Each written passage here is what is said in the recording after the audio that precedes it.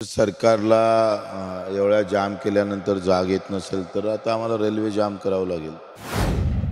Railway जाम करू, नंतर मग विमानतळ आहे। पण देवा बोले असं वाटतं का मोर्चेकरांना रक्तबांबळ करायचं त्यांचं ठरलेलं आहे। निर्णय जाहीर केला पाहिजे। वांजोट्या चर्चा करून काय करायचं? बडीचा बकरा असतं का नाही तशी अवस्था आहे शेतकऱ्याची, मजुरांची। RSS आणि BJP वाल्याची रणनीतीच आहे ना। नागपुरात बच्चू कडू यांचा महाएल्गार मोर्चा खरं तर कालपासून दाखल झालेला आहे आणि पूर्ण महामार्ग जो आहे तो त्यांनी रोखून धरलेला आहे। अनेक कार्यकर्ते जे आहे, शेतकरी आहे, बांधव आहे, दिव्यांग बांधव आहे, ते या ठिकाणी आलेले आहे। रात्रभर खरं तर याच उडानपुलाच्या खाली जे आहे बच्चू भाऊनं रात्र काढलेली आहे। इथं झोपलेले आहे सगळे पदाधिकारी, याच भागात झोपलेले आहे आणि आज 12 वाजेपर्यंतचा जो आहे तो अल्टिमेटम देण्यात आलेला आहे। कुठल्याही परिस्थितीमध्ये हालणार नाही अशा पद्धतीचा निर्धार केलेला आहे आणि ठिकठिकाणी जे आहे चक्काजाम झालेला आहे। बच्चू भाऊ आताच आपल्यासोबत आपण त्यांच्याकडून जाणून घेऊ उठलेला आहे। बच्चू भाऊ, काय भूमिका आहे? आज 12 वाजेपर्यंतचा अल्टिमेटम दिलेला आहे। मला वाटतं सरकारला एवढ्या जाम केल्यानंतर जाग येत नसेल तर आता आम्हाला रेल्वे जाम करावं लागेल। सरकारची तयारीच नाही आहे तर रेल्वे जाम करू, नंतर मग विमानतळ आहे, जवळच आहे ना, 5-5 किलोमीटरवर। आणि आम्हाला तर कोरा केल्याशिवाय आमच्या बाकीच्या मागण्या, मेंढपाळांच्या, मच्छीमारांच्या, दिव्यांग बांधवांच्या आहे, पूर्ण झाल्याशिवाय आम्ही काही हटणार नाही आहे। इथून आता 12 नंतर 1-2 वाजता आम्ही जेवण घेऊन झालं की आम्ही सगळे रेल्वेवर जाऊन बसू। पण देवा बोले असं वाटतं का मोर्चेकरांना रक्तबांबळ करायचं त्यांचं ठरलेलं आहे। त्यांना यंत्रणेचा वापर करून रक्त कसं निघेल यांचं या भूमिकेत देवाभाऊ दिसतंय।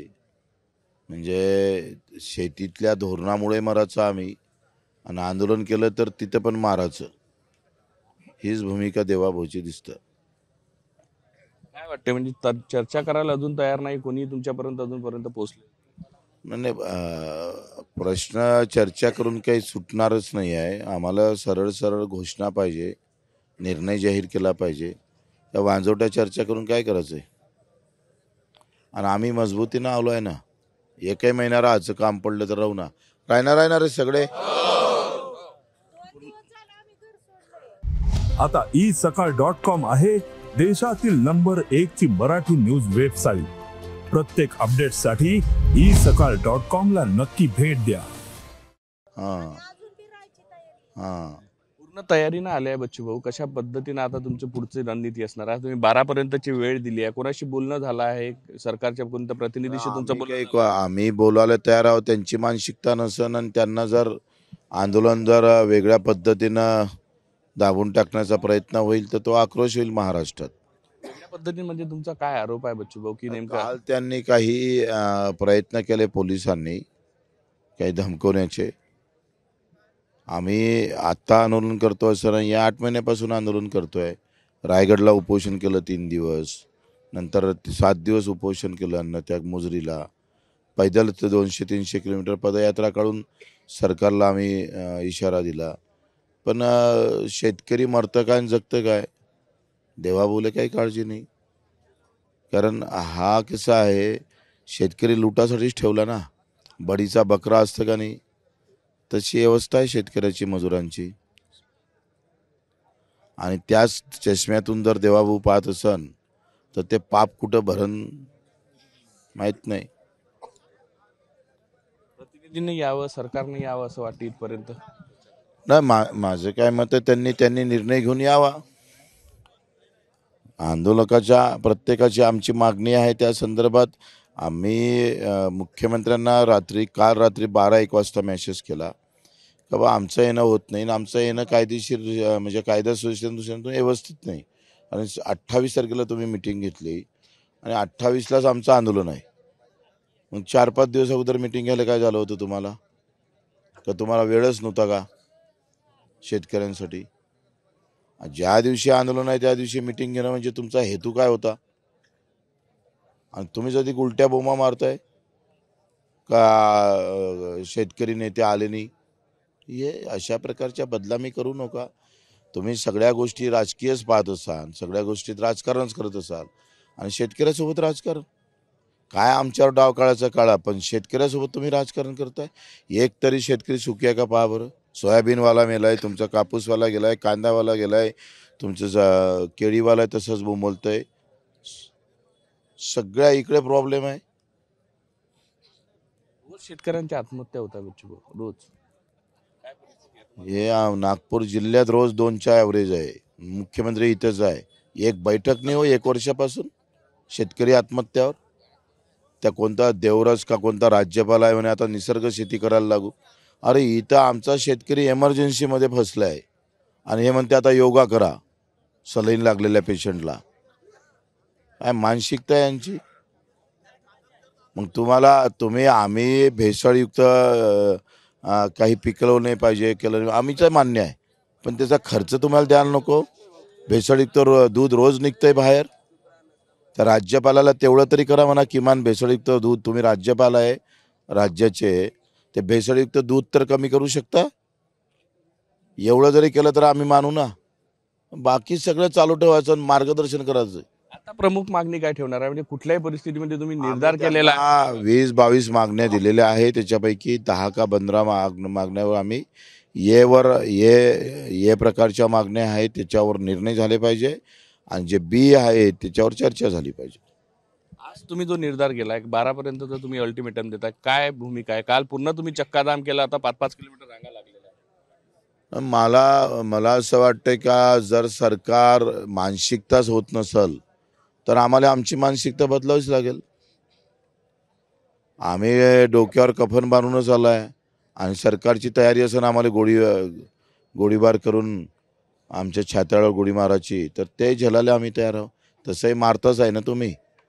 तेव्हा तुम्ही लेखणीनं मारताय, कलम लिहून मारताय, आता गोळी खाऊन मारू. पोलिसांचा दबाव आहे आंदोलन. काल काही लोकांवर त्यांनी सांगितलं की तुम्हाला जावं लागेल. एकदा आदेश आलं तर आम्ही सगळं होरपळून काढू. होरपळून काढ म्हणजे नेमकं काय? तेच आता काय होरपळून काढायची म्हणजे पोलिसांची भाषा जी आहे तेवढी सोपी नाही. इथं एक जरी कोणावर काठी चालली ना तर आग लागन महाराष्ट्राला. एकही शेतकरी घरी बसणार नाही, सगळ्या रस्त्यावर येईल. महाराष्ट्रावर आंदोलन पेटणारच. ते काय वेळ लागते काय. पूर्ण रात्र तुम्ही याच भागामध्ये काढली, शेकडो हजारो कार्यकर्ते तुमच्यासोबत होते. कसं आहे का आयुष्यभराची ही सगळी अडचण आहे, दुःखी आहे, वेदना आहे. स्वातंत्र्यापासून मला वाटत नाही एकही वर्ष शेतकऱ्याचं चांगलं निघालंय. आणि मग आता आयुष्यामधला हा बदल करायचा असेल तर काही गोष्टी त्या पद्धतीनं करावं लागतं, त्या केल्याच पाहिजे. पहिल्यांदा एवढ्या मोठ्या प्रमाणात शरद जोशींच्या नंतर एवढ्या मोठ्या प्रमाणात शेतकरी एकवटले. खरं तर तीच फार मोठी उपलब्धी आहे. इथे सगळ्या जातीतला आहे, सगळ्या धर्मातला आहे, सगळ्या पार्टीतला आहे, दिव्यांग आहे, मेंढपाळ आहे आणि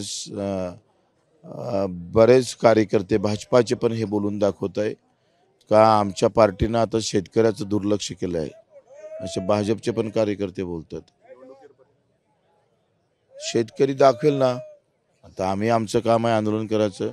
शेतकऱ्यांना तेवढी बुद्धी वापरली पाहिजे. आखरी मतदान फार महत्त्वाचं असतं, ते दिशा बदलत असते. ज्यांनी आमची दशा केली त्याची दिशा आपणही बदलवली पाहिजे. शेतकरी तुमच्यासोबत आहे आज. आता आम्ही 12-1 वाजेपर्यंत वाट पाहू. जेवणा नाश्ता झाला का सरळ सरळ रेल्वेवर घुसू. मग दिल्ली हा मेन लाईन आहे ही. हे बंद झाली. आज मोदीजी आहे महाराष्ट्रात. मोदीजीचाच रेल्वे आम्ही पाहतोय बंद करणार आहोत आम्ही. भाई और बहनों, किसान के भी अच्छे दिन आएंगे. 50% मुनाफा लेकर हम दाम देंगे. उत्पादन दुगना करूंगा. काहीच नाही झालं याच्यातलं, एकही झालं नाही. फक्त बोलाचीच बात आणि बोलाचंच कळी अशी अवस्था आहे. भाजपवाले बोलण्यात फार हुशारी आहे. बटेंगे तो कटेंगे. आता हा काही शेतकरी हिंदू नाही आहे, हा काय अमेरिकेतला आला आहे काय? मग तुम्हाला निवडणुकीच्या वेळेस आमचा शेतकरी हिंदू दिसतं आणि आता काय तो अमेरिकेतला आहे? रोज 12 शेतकरी मरतोय, तो हिंदू नाही आहे? कुठलं हिंदुत्व आहे तुमचं? फक्त निवडणुकीसाठी. लाज वाटू द्या थोडी. प्रभू रामचंद्र असते ना तर हनुमानजीला सांगितलं असतं पहिले यांच्या टाळकळ्यात मारा म्हणून.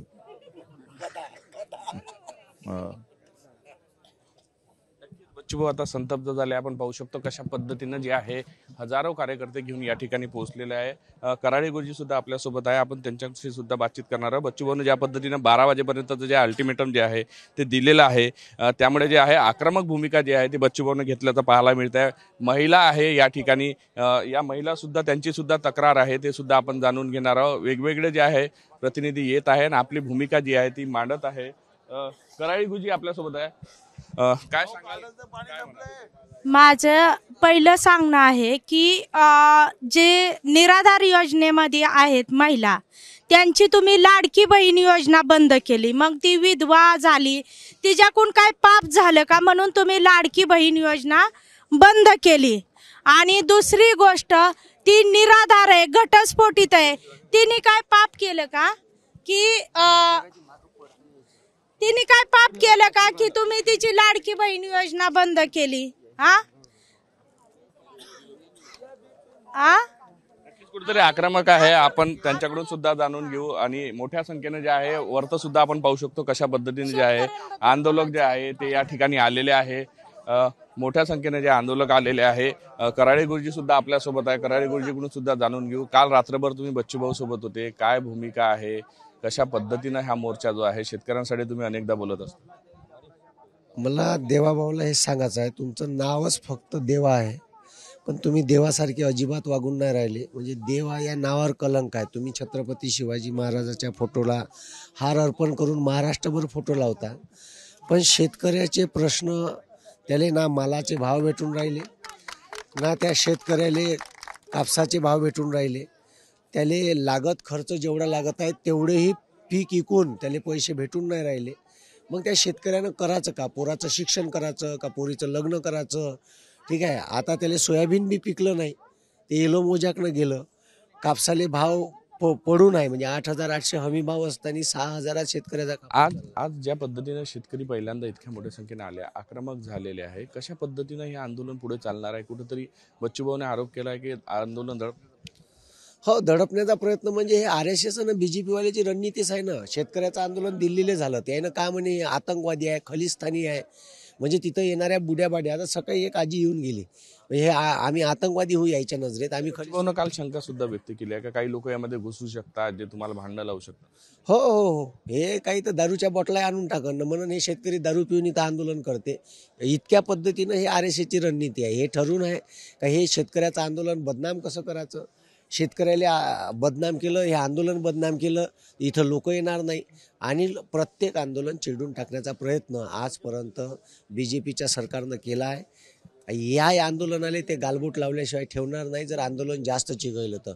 आणि हे आंदोलन चिघळू देतात, लवकर निर्णय घेत नाही, लवकर डिसिजन घेत नाही.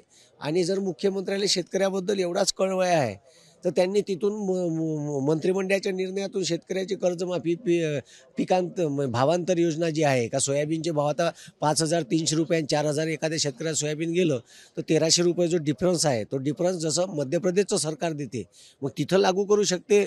आपल्यापेक्षा लहानसं राज्य आहे, GST कलेक्शन कमी आहे.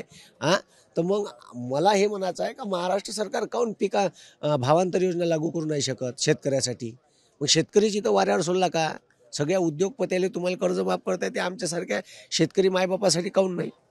कुठेतरी उद्योगपत्यांचे जर कर्ज माफ होत असेल तर शेतकऱ्यांचे का नाही, अशा पद्धतीची मागणी आहे. संपूर्ण कर्जमाफी झाली पाहिजे, त्याशिवाय हलणार नाही, अशा पद्धतीचा निर्धार जो आहे तो शेतकऱ्यांनी केलेला आहे. पाहू शकतो ट्रॅक्टर आहे, दूरपर्यंत रांगा लागलेल्या आहे आणि हजारोच्या संख्येने जे आहे शेतकरी वर्ग जो आहे पहिल्यांदा इतक्या मोठ्या संख्येनं या ठिकाणी आलेला आहे. रस्ता जाम करून ठेवला. इकडे उड्डाणपुलावर सुद्धा ट्रॅक्टर लावून येतात. ठिकठिकाणी या मार्गावरची जी वाहतूक आहे, नागपूर वर्धा जो हा महामार्ग आहे, खरं तर मोठ्या प्रमाणात वर्धस ते MIDC या सगळ्या भागामध्ये, अशा सगळ्या परिस्थितीमध्ये हा पूर्ण रस्ता जोखून ठेवला आहे. 12 वाजेपर्यंतचं अल्टिमेटम जे आहे ते बच्चूभाऊने दिलेलं आहे. 12 वाजेपर्यंत जर हा सगळा जो आहे कुठलाही निर्णय घेतला नाही तर आम्ही वेळ पडल्यास रेल्वे रोखू आणि वेळ पडल्यास जे आहे विमानतळ सुद्धा आम्ही रोखून धरू, अशा पद्धतीची भूमिका जी आहे ती बच्चूकडूंनी घेतलेली आहे. देवाभाऊकडून अपेक्षा आहे अशा पद्धतीत सुद्धा त्यांनी सांगितलं आहे की कुठेतरी मागण्या पूर्ण व्हाव्या असं त्यांच्याकडून बोलून दाखवलं जात आहे. व्हिडिओ जर्नलिस्ट सौरभ बोलेसह पराग डोबळे, साम TV न्यूज, नागपूर. देश विदेशातील प्रत्येक घडामोडींचे लाईव्ह अपडेट मिळवण्यासाठी आता साम टीव्हीच्या सर्व सोशल मीडिया प्लॅटफॉर्मला लाईक, फॉलो आणि सबस्क्राईब करा. तसंच सर्व नोटिफिकेशनसाठी बेल आयकॉन प्रेस करायला विसरू नका.